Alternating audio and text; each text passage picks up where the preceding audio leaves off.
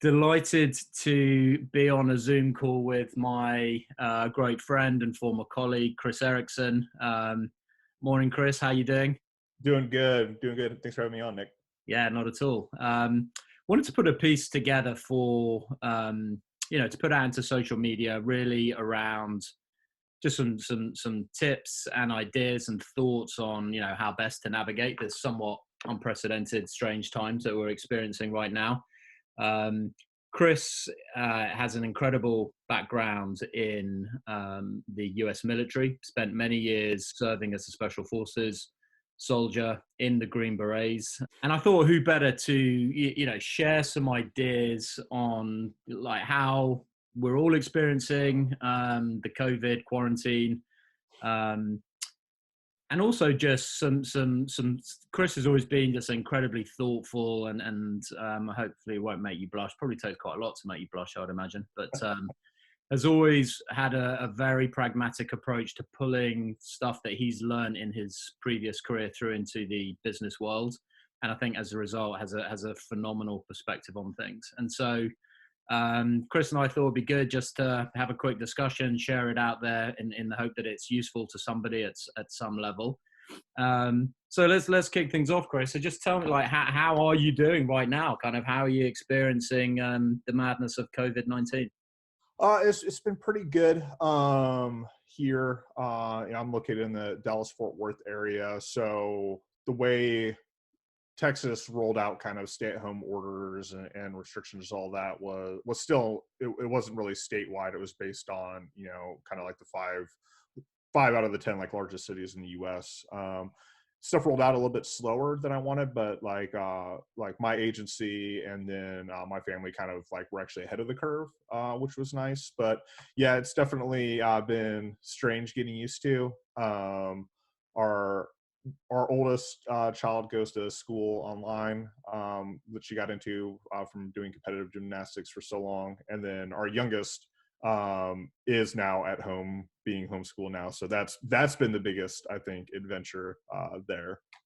And so when someone like you, with your training, your background, your experience, just kind of walks into or wakes up one day in a very kind of different way of living, essentially. What are the processes that you go through just to metabolize, understand, and start to move forward? A lot of it was in this country, we don't do a great job of moving from measured reaction into full panic mode. And it was definitely trying to get people to around me to like, hey, calm down. Like, hey, this is probably going to be a lot worse than the flu. That based on what they're saying, if it's related to SARS, but it's also, why are we stockpiling bottles of water? At what point is the water system going to get knocked out? And I think that's this has forced a lot of individuals and organizations to start, evaluating, like not just having like, oh, this is what I want to do, and then like in theory I have like a backup plan. It's like, always have that primary, alternate, contingency, and emergency plan on what you're going to be doing. And so I think that was one thing. And then two, from kind of a psychosocial perspective, I think people are really being confronted with what it's like to not be, or to only have, you know, digital connections, through screens to people right now. People who thought they were introverts are like, well, I am actually not an introvert. I've been meaned into thinking that because of the internet. And learning how to be, because there's really only two options right now. It's, try to distract away constantly with stuff flooding in through a screen, which I'm an extremely online person, so I already veer towards that. But also being able to be comfortable with being bored, or being able to be comfortable while you're sitting in silence. And I think that's, from my perspective, we're trying to use that as an actual step that I can perform in. I think I try to introduce that into my life regularly anyway, and really trying to, like, I mean, there's no other option here, but to do that. We have no excuse not to figure out how to do solitude well, and to be figuring out how to work out at a home gym, whether it's body weight or going for a run in your neighborhood, because we quite literally have almost all the time in the world. I think I mean, just fascinating hearing you talking about that and this idea of the sort of the forced solitude and getting comfortable, sitting quietly, and also I think something a lot of people are experiencing, probably those that certainly have families and are trying to manage their kids and the access to online through devices and everything else. So what practices are you using right now for yourself and also as a family setup to get the balance right between using technology as the sole means to communicate with others, other human beings right now, but also creating some quiet time, firstly to just quieten the noise, but also using it perhaps as an opportunity for people to learn a skill that could be extremely beneficial kind of once this passes and we're back to running around at 150 miles an hour. Yeah, for sure. So, from a professional standpoint, and this has always been a struggle for me, and I thought I had like, oh, I've got a pretty good handle on that, is work-life balance. I mean, Nick, I hate buzzwords, but I think that's one of the good buzzwords that we use, is really focusing on that. And it's difficult for me, but it got to the point at work that when I would leave work, I was like, I have a desktop computer at home. If something happens, I have to do it. I have my phone with me. This has forced me to bring my computer again, home. So I have my full workstation set up. And it's really respecting those boundaries. Like, all right, if my boss expects me to be online at 8:30, and that means I work through 5:30, then obviously I'm going to be there and doing that. But it's so easy for all the boundaries to become really, really blurry at best. And then you're like, well, I'm just going to take the computer, like unplug it, and like, I'll just finish this one report and, sit on the couch and hang out with the family. One, you're not really present because you have this, device literally hooked up to the entire world in front of you. And two, like, you'll just keep pushing those boundaries forward. So, I mean, it takes a very deliberate, decisive action for me to make sure that like, okay, seriously, it's 7 o'clock now. Why are you still like online? Is this stuff that needs to be done? Because if it needs to be done, then you get it done. If that means you burn the midnight oil, then you do that. But what we think is what has to be done and what needs to be done are often two very different things.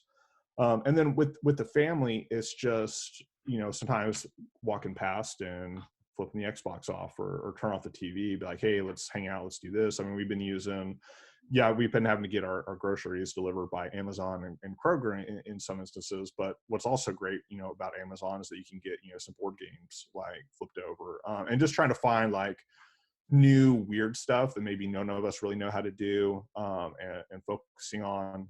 My wife is a very talented seamstress, I guess. She's super good with the sewing machine. So she's been teaching our youngest how to do all that stuff. They've been making a lot of basically N95 mask like covers to extend the life of them. If like, I have family, my sister's working in the healthcare industry, so basically it extends the life of it. So they're learning how to build that and work with elastic and patterns and all those sorts of things. We just bought a new house, so planning a garden and getting all that stuff done, which I grew up on a farm. And then it's like, now it's like showing my kids like, okay, here's how we have to actually plan this out. We can't just go throw seeds in the dirt. Like, here's how we're doing everything. And so just weird little things that may not be exciting, but definitely build memories that last, and they're useful skills. So Yeah, I love that. I particularly love the idea of um as a family, kind of more analog activities, but doing stuff that is new, as you say, figuring new stuff out that none of you have done before. I think there's like you, we've been playing a lot of board games at home, and actually, it's become something that I think we all quite look forward to. I think historically, when my wife's fantastic at saying, "Come on, everyone, like devices off, let's play a board game." In the pre-COVID world, probably myself included, I'd be like, "Oh, but can't we just go and can't we just go and watch TV and do what we were doing before?" And begrudgingly we'd get there and enjoy it. And now I think it's become part of our kind of after dinner ritual, clean up and then sit down and play a game. But I think what we've done, and this is why I think what you've said is so interesting, is, we've gone back to things that we've always done. Perhaps we're playing new games, But I love this idea of like taking on a challenge that's new to everybody in the house.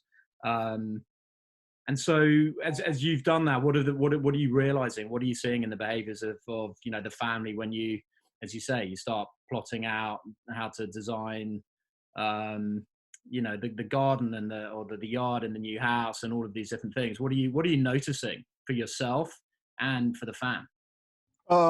One, I think I forgot how much I love teaching and instructing people from my time in the military. That was a major part of being a Green Beret, is working with your partner forces and instructing them on whatever task.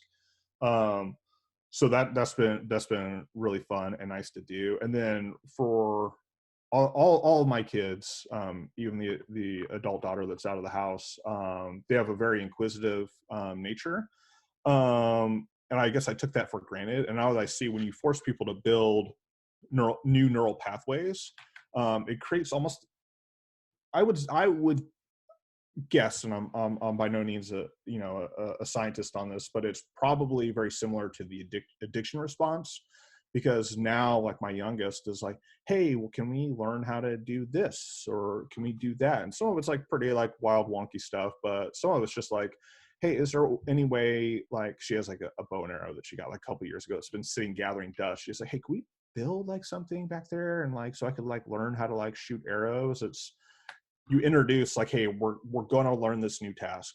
Everybody may not be on the same interest level on it, but it's pretty basic. It won't take long. Let's go through this. And it creates a hunger where you're like, you know what, this is actually, I like learning new things. Maybe gardening isn't my thing, but now it's got me thinking about like, hey, can we get like the table saw out and like build something? So that's been really nice too. I guess I took it for granted that like I do that for myself. Like, I'm super bummed out that like I was scheduled to do a blacksmithing class, a pioneer blacksmithing class, when all this went off, and now it's like been postponed to fall at the absolute earliest. So I think I took that for granted that I was doing that, but wasn't necessarily sharing that gift with my family as aggressively as I could be.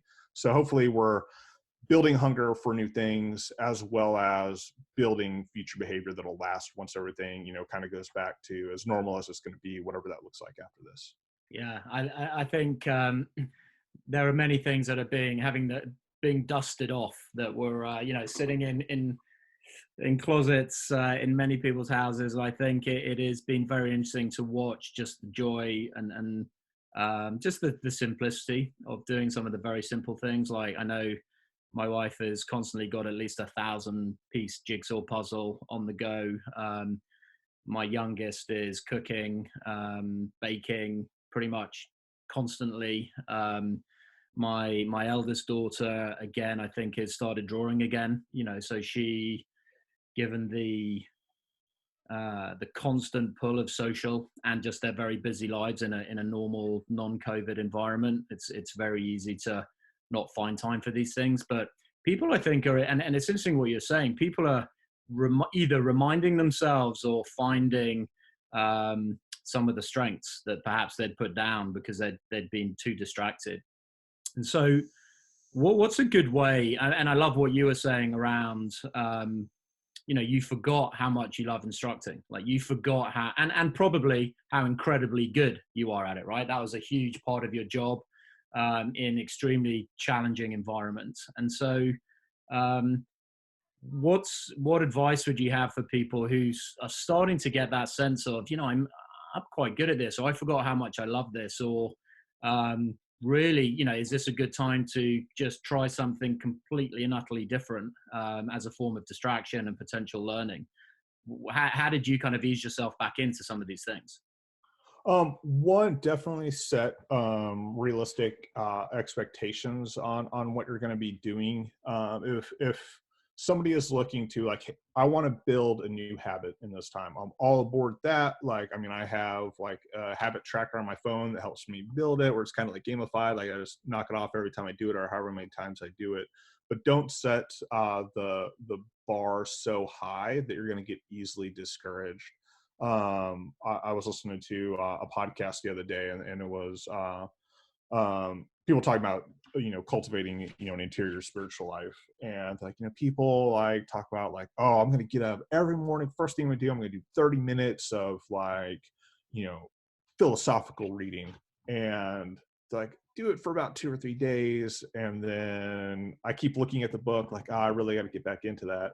Like start with like 5 minutes a day of like, I'm going to do this for 5 minutes. And then when you hit 5 minutes, cut it off. Like keep, cultivate that hunger, and then gradually, build it out. If you want to get fit, build a spreadsheet out for 30 days and just, log in there and like, I'm going to do 100 push-ups every day for 30 days. I'm doing that with somebody I work with like right now, just to kind of keep ourselves like motivated. And as easy as that task is for me, 100 push-ups, nothing. If I wanted to knock that out like, in 2 minutes, I think I could still pass the Army PFT like pretty well. But doing it every day and logging it every day, and it's, if we have like penalties set up where like if you do it and you don't log it, you still pay a 10% penalty the next day. Like if you don't do it, it's a 20% penalty. And it's just really find a way to keep yourself accountable and set goals that are realistic. If you're like, I want to get into reading some of the classics, that was my so I don't do New Year's resolutions, but I do like, okay, I'm going to do these things throughout the year and it was last year was like these classics that I had somehow like never read. And I know a lot of people are doing that, like, I'm finally going to read some Dostoevsky. Okay, but when's the last time you read like a book that was over 1,000 pages? Maybe try an Amazon Kindle, trial membership for 30 days and listen to the book, and do that sort of thing. Like give yourself the grace to not, exceed expectations every time. Set that bar where it's a 25-meter target that you can hit every time and just focus on that. And once you get that baseline in and you kind of rewire your brain, that's where the real long-lasting change will come from. But if you set the bar too high, you'll never find that. Yeah, I think that's fantastic advice. And this idea of, I mean, we do know that there's still plenty of neuroplasticity available, even for some of us older folks out there. We can learn new skills. We can, create these new habits. But your point around small, manageable, incremental steps, and then really importantly, the discipline of locking it in so that it becomes a new learned behavior. And I think you're right. Just again, not taking on too much so that you have all of that enthusiasm, and then you just think you prove yourself right. This is why I never sat down and read the classics, because it's too hard. And so I love the idea of find different ways in that may make the task more enjoyable, a bit more realistic. And I think this phrase that you keep saying, which I love, this kind of, build and maintain the hunger to come back and do more of it, is a great learning for everybody to kind of, it's in the nicest possible way, quit whilst you're ahead and still enjoying it. And so that you're constantly thinking, oh man, if I can carve out another 5 minutes somewhere to get back and read a bit more, or to do a bit more of that puzzle, or to get out and do a bit more stuff in the backyard, then that is really starts to become meaningful behavior change. Yeah, for sure. And I mean, we all, even though we're socially distancing to help out ourselves as a culture, even though we all feel alone, this is in modern history, at least the first time that literally the entire world is suffering through the exact same thing. And so there's somebody out there that's probably looking for the same thing as you, and definitely accountability partners, somebody that like focus on accountability that can actually hold you up to it. Be like, hey man, where are you at today for doing this thing? And that, just, I agree, I'm going to be completely honest no matter what it is. Like, buddy, I've been feeling kind of down today, I haven't done it. Like, okay, well, how are we going to address that? It's much better being your own accountability partner. I would guess probably only about maybe 2% of the population does that actually work for. And it's probably the same for 2% of the population that like can honestly say like, nah, I'm good with 3 hours of sleep every night. Yeah. Okay. You're extremely sleep deprived when you think that 3 hours of sleep is all you need. Yeah. It's, I mean, and to what you were saying about the, that extra, find that push, that extra 5 minutes. People always especially when I was in the military and the people, would see, my uniform, the headgear that I wore and all that, like, oh, I've been really thinking about like doing that. And I'm like, well, one, don't think about it, just do it, commit to doing it. If you're cut out for it, you're cut out for it. If you're not, that's also okay. But the difference between people that made it through, even if you like special forces assessment and selection, one of the hardest like military courses in the world, they changed the time on it. It's been 2 weeks, it's been a month, with varying levels of impact. Usually the more they shorten it, the more injuries that you get, which is not the reason why you want people to not get selected. But that was a bit of a tangent. But the biggest difference was it wasn't people that would show up there that weren't physically prepared for it. Everybody like took it seriously. They wanted to show up. There's a minimum like physical test that you have to take like on day one, or you get sent home immediately. So 99.9% of people were ready for that. But it was easily, so out of the class I went to, there was 200 and just under 250. Like we were a pretty packed class. And there was maybe 50 of us at the end that got picked up. And the majority of those, it was probably actually under 40, whichever. And so many people self-selected, which means that they quit. They voluntarily withdrew from the course. And it was one of those things where if you quit, you couldn't come back. Right. If you went all the way through and you didn't make it, like, hey, come back in, it'd be 30, 60, 90 days, a year or whatever.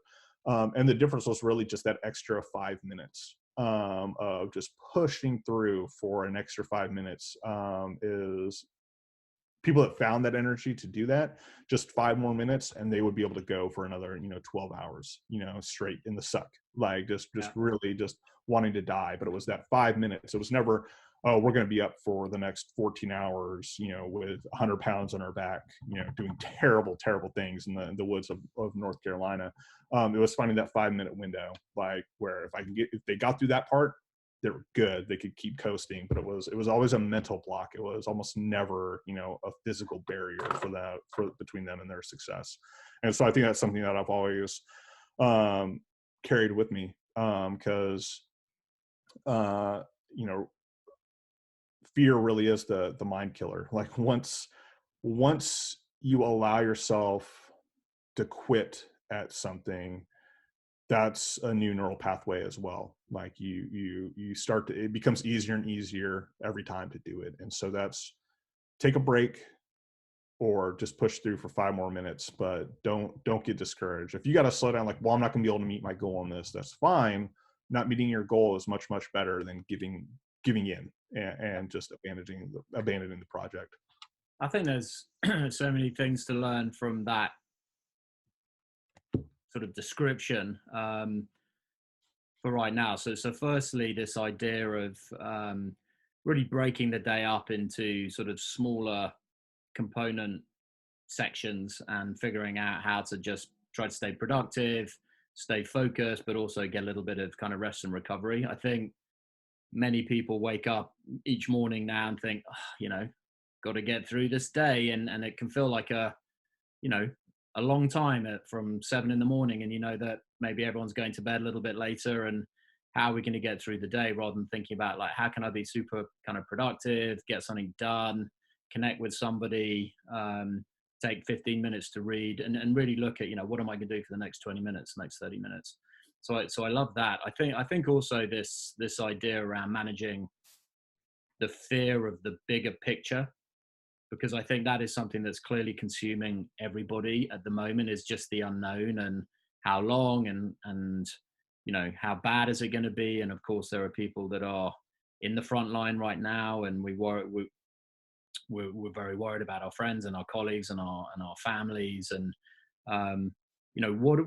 how do you shift out of this sort of sense of, this just feels like an overwhelming situation, to bringing the focus back down on, okay, like, control the controllables, what is it that what can I do just to stay focused and positive and kind of get through the next period of time. That's I'm guessing instinctively something that you do pretty well every day. Um, what advice would you have for people listening to this to sort of shift their mindset from connected to the biggest unknowns and shift it back to, something that can bring at least some focus for the moment? Yeah, it's really to speaking of what you said about the finding what can I control, and what can I influence.